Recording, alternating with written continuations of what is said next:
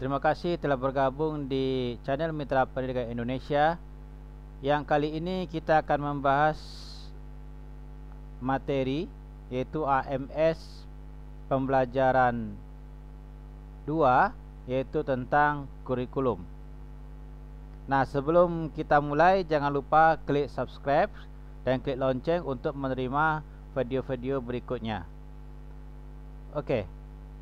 Sebelum kita mulai, ini yang harus diketahui oleh tenaga pendidik dan kependidikan, yaitu perbedaan tentang kurikulum.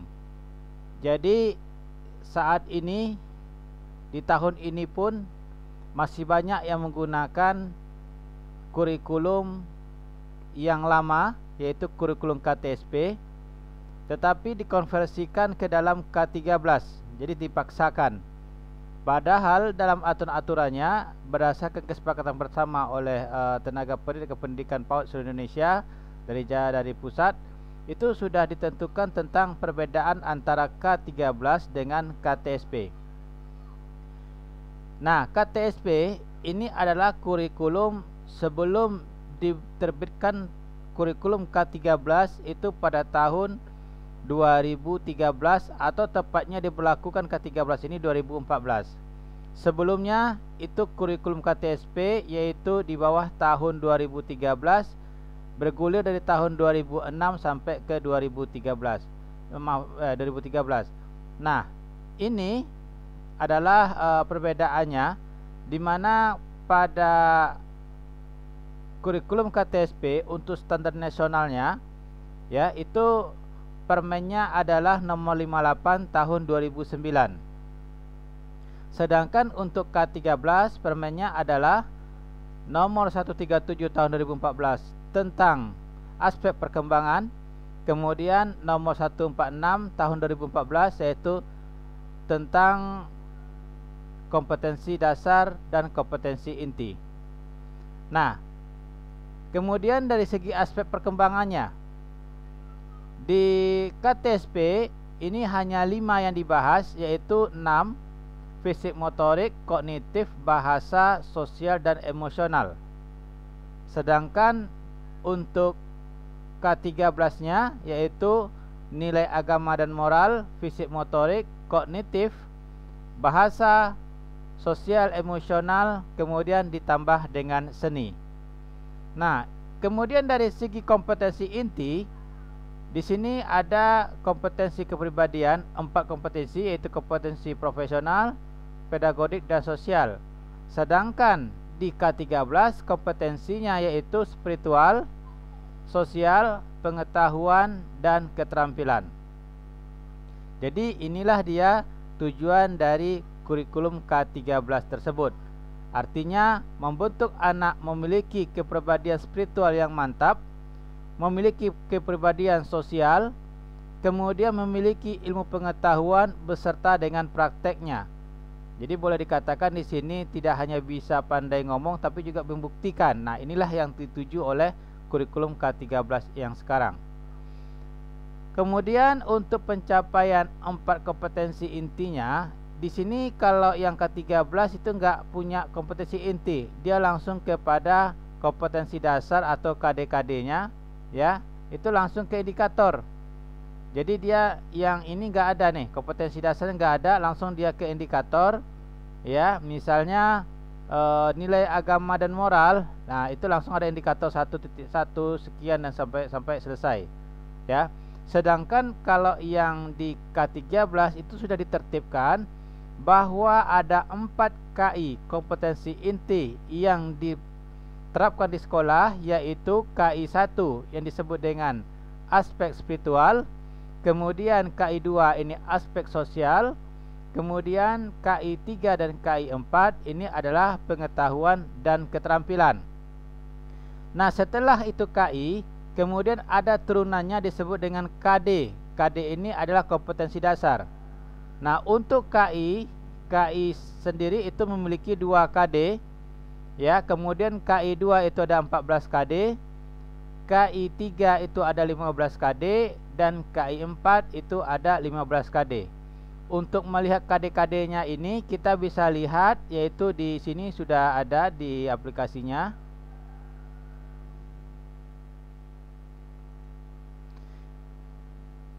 Nah, inilah dia ya kompetensinya, bahwa yang 1.1, 1.2 yang apabila awalnya 1 berarti ini adalah KI1, yaitu turunan dari kompetensi inti, sedangkan 1 dan 2 di sini adalah KD-nya, yaitu urutan KD. Jadi tadi sudah saya sampaikan bahwa KI1 atau aspek spiritual itu memiliki 2 KD, yaitu 1.1 dan 1.2. Ya, kemudian deskripsinya ini dia mempercayai adanya Tuhan melalui ciptaannya, kemudian menghargai diri sendiri, orang lain, lingkungan sekitar, dan sebagai rasa syukur kepada Tuhan.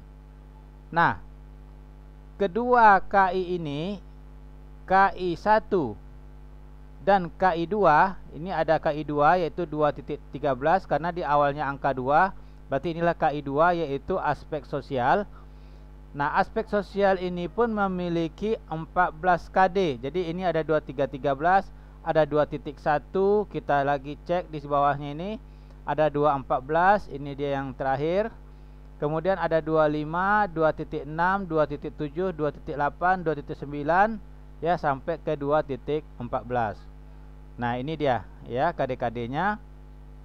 Ini disebut dengan kompetensi, ini disebut dengan karakter. Jadi kalau karakter berarti yang kita nilai adalah karakter atau sifat-sifat anak tersebut.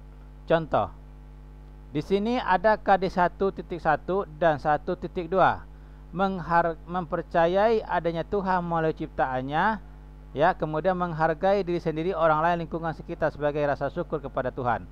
Nah, misalnya ya, kita melihat anak yang menyayangi kucing. Nah, berarti itu anak mengakui bahwa hewan tersebut adalah ciptaannya. Jadi dengan menyayangi kucing berarti salah satu sifat mempercayai Tuhan sebagai ciptaannya, ya. Kemudian misalnya ada anak kita yang menyiram bunga, kemudian memupuknya, mencabut rumput di sekitar bunga sehingga kelihatan lingkungannya lebih bersih. Ini salah satu bentuk daripada yaitu aspek dari spiritual. Nah, ini tidak bisa kita buat dalam bentuk indikator. Kenapa? Kalau indikator berarti kita memaksakan anak tersebut harus memiliki karakter yang sama. Padahal anak tersebut memiliki karakter yang berbeda-beda. Ada anak tersebut yang sayang dengan kucing, tapi dia tidak mau memelihara kucing. Ada yang sayang sampai kemudian memelihara kucing. Nah, itu salah satu bentuk daripada kegiatan aspek spiritual. Ya, ini salah satu aspek spiritual sesama, yaitu dari segi dari segi menghargai makhluk hidupnya. Kemudian kalau kita amati lagi, yaitu anak yang rajin sholat, anak yang rajin berdoa. Ini salah satu bentuk daripada mempercayai ada Tuhan melalui ciptaannya. Nah, demikian juga dengan aspek sosial, ya. Ini juga disebut dengan KI karakter. Jadi kita hanya bisa menilai yaitu dari karakter anak, dan ini yang lebih tahu adalah gurunya, yaitu guru pembimbingnya, dan silahkan guru pembimbingnya memberikan penilaian tersendiri. Nah, untuk KD 31 kemudian KD 41, KI 3 dan KI 4 itu disebut dengan aspek pengetahuan, kemudian diiringi dengan keterampilan. Contoh, di 6 itu memiliki KD. KD-nya itu adalah 3.1 kemudian 4.1. Ini di 6. Ya, di 6 di aspek moral dan agama itu ada 2 KD, 3.1, 3.2, 4.1 dan 4.2. Kenapa saya katakan ini 2? Ini karena dia berpasangan. Yang satu, yang 3.1 ini adalah teorinya mengenal, kemudian yang 4.1 adalah prakteknya melaksanakan atau melakukan kegiatan ibadah sehari-hari. Kompetensi dasar ini tidak bisa dirombak karena ini sudah ada dalam aturan Permen 146/2014. Artinya bahwa dalam permen tersebut dituntut, ya, kita memberikan ilmu pengetahuan atau pengajaran kepada anak didik kita berdasarkan dari KD-KD yang sudah diterapkan seperti ini. Tinggal lagi bagaimana sekolah menerapkannya dari tujuan tersebut supaya tercapai. Jadi misalnya mengenal kegiatan ibadah sehari-hari serta melaksanakan kegiatan ibadah sehari-hari. Nah, itu macam-macam cara sekolah untuk melaksanakannya. Ada sekolah yang mengajarkan tentang berdoa sebelum dan sesudah kegiatan, ada yang mengajarkan tentang sholat, ada yang mengajarkan tentang ibadah dan yang lain-lainnya, ya, mengenal tokoh-tokoh agama, dan itu adalah itu adalah salah satu bentuk keunggulan sekolah atau indikator yang dibuat sekolah untuk mencapai tujuan tersebut, ya, seperti ini. Misalnya kita contohkan, turunan daripada KD itu disebut dengan indikator. Kalau indikator ini adalah yang terindikasi atau yang terhubung dari induk kemudian dari pecahannya. Kemudian di sini kita lihat mengenal kegiatan ibadah sehari-hari, ya, kegiatan ibadah sehari-hari.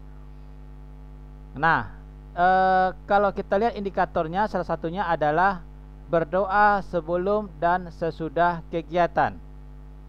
Ya, berdoa sebelum dan sesudah kegiatan. Itu indikator. Indikasinya ke sana. Apalagi misalnya melaksanakan kegiatan sholat, itu indikator. Apalagi indikasinya mengenal tokoh-tokoh agama dan lain-lain sebagainya, ya. Nah, kita ambil satu indikator saja, berdoa sebelum dan sesudah kegiatan. Di dalam indikator tersebut ada lagi yang disebut dengan muatan ajar atau materi pembelajaran. Karena dalam indikator dikatakan berdoa sebelum dan sesudah kegiatan, itu apa saja kegiatannya, apa saja dilakukan, ya, misalnya berdoa sebelum makan, berdoa setelah makan, atau berdoa mau masuk rumah, berdoa keluar rumah. Ini salah satu bentuk muatan ajarnya. Jadi nanti kalau kita membuat skema penilaiannya, ada kata-kata umpamanya perintah dalam muatan ajarnya, berdoa sebelum makan, berarti itu adalah KD 3.1. Jadi enggak disebutkan lagi mengenal kegiatan ibadah sehari-hari, ini disebutkan lagi, tapi yang disebutkan adalah bahwa ketika anak tersebut sholat, berarti dia melaksanakan KD 31 dan 41. Ketika anak kita itu membaca doa mau tidur, berarti dia sudah melaksanakan kegiatan KD 3.1 dan 4.1. Nah, itulah dia bentuk daripada penjabaran KD, dari KD, KI sampai ke muatan ajar. Nah, itu yang lebih tahu bagaimana menjabarkan adalah guru-guru kelasnya. Ya, di sini kita cuman men-sharing, ya, hal-hal yang perlu kita sampaikan. Oke, kita lanjut di sini. Kemudian sebutan perangkatnya. Kalau sebutan perangkatnya, kalau yang KTSP itu kata KTSP, kalau yang di sini disebut dengan perangkat kurikulum K13, bukan KTSP lagi. Kemudian mengenai tema. Di KTSP itu kita mengajarkan ada 13 tema. Ya, 13 tema. Semester 1 itu ada 5 tema, semester 2 itu ada 6 tema. Kemudian di K13 itu cuma 8 tema. Semester 1 itu 4 tema. Kemudian semester 2 itu ada 4 tema. Ya. Kemudian untuk tema alat komunikasi, air, api, udara, tanah, air, alam semesta, itu dilebur menjadi satu di dalam 8 tema ini. Ya. Kenapa dilebur jadi satu? Untuk menciutkan tema ini, ya, supaya guru-gurunya lebih fokus kepada tindakan pengajaran daripada kita melihat yang seperti ini. Ini ada bahasa-bahasa yang terlalu ekstrim seperti air, api, dan udara. Kemudian ada alat komunikasi terlalu tinggi bahasanya. Kemudian di sini ada alam semesta, ini terlalu tinggi bahasanya. Jadi dilebur di dalam 8 tema ini.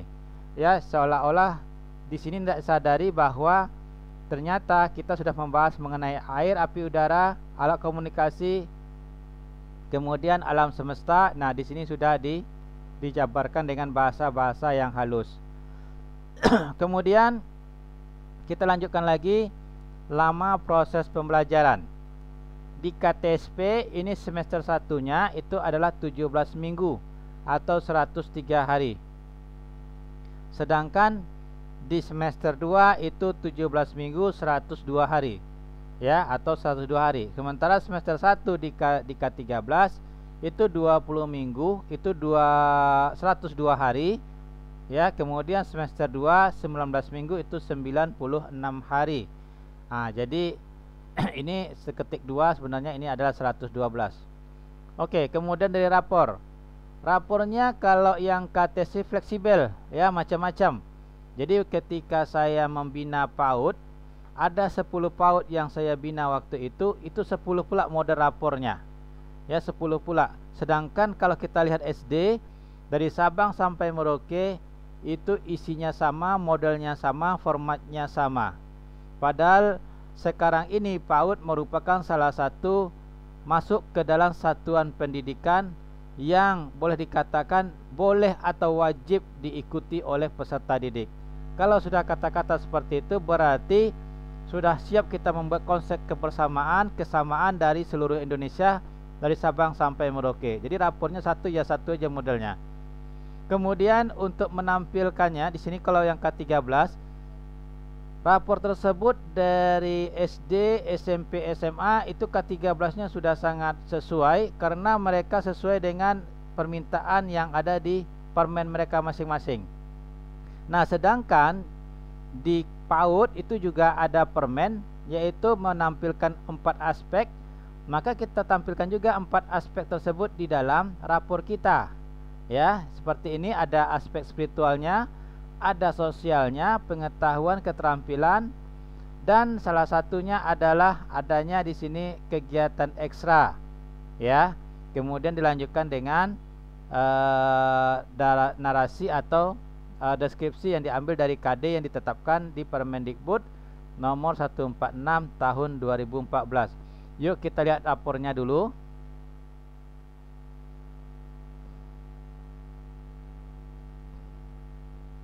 Seperti ini ya, dicontohkan rapor semester.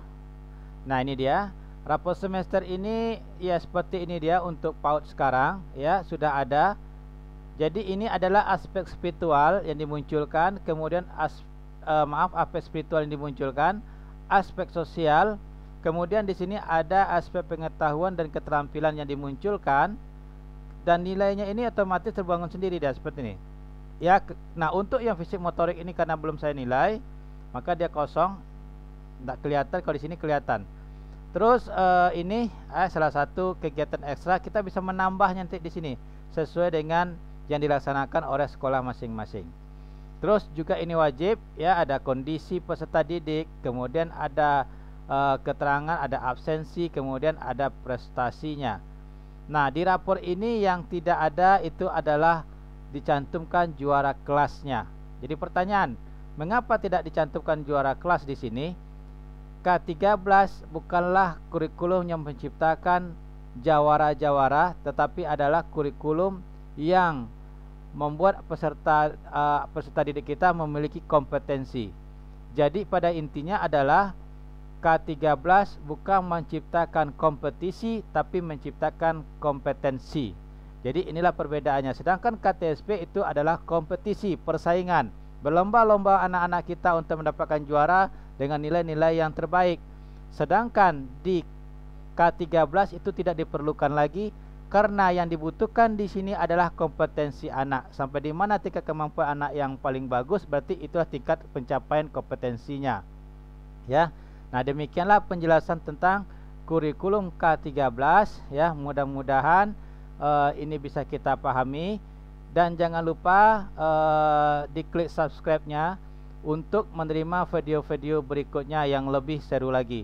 Terima kasih, silahkan mencoba dan mempraktekkan.